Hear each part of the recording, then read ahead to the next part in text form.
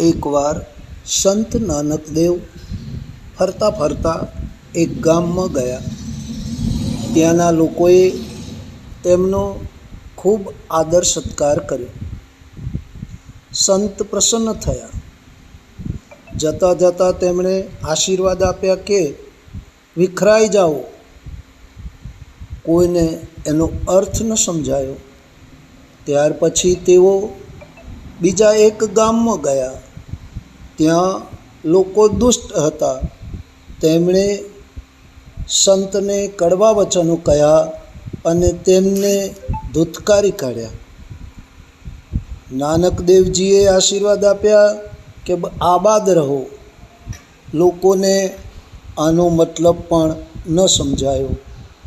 તેમની સાથે રહેલા એક શિષ્યએ પૂછ્યું કે હે ભગવાન, આપે આદર સત્કાર કરનારાઓને વિખરાઈ જાઓ અને તિરસ્કાર કરનારાઓને આબાદ રહો એવા ઉલટા આશીર્વાદ કેમ આપ્યા?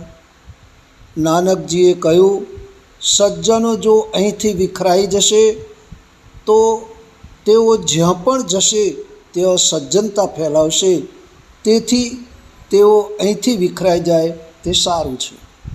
પરંતુ જો દુર્જનો તથા દુષ્ટો ચારે બાજુ વિખરાઈ જાય તો બધે જ ગંદકી તથા દુષ્ટતા ફેલાશે અને અશાંતિ ઊભી કરશે. તેથી તેઓ એક જ જગ્યાએ રહે એ યોગ્ય છે. સજ્જન લોકોને સદગાન આપી સારા બનાવવા માટે આસપાસના વિસ્તારમાં ફરતા રહેવું જોઈએ, જેથી સજ્જનોની સંખ્યા વધે.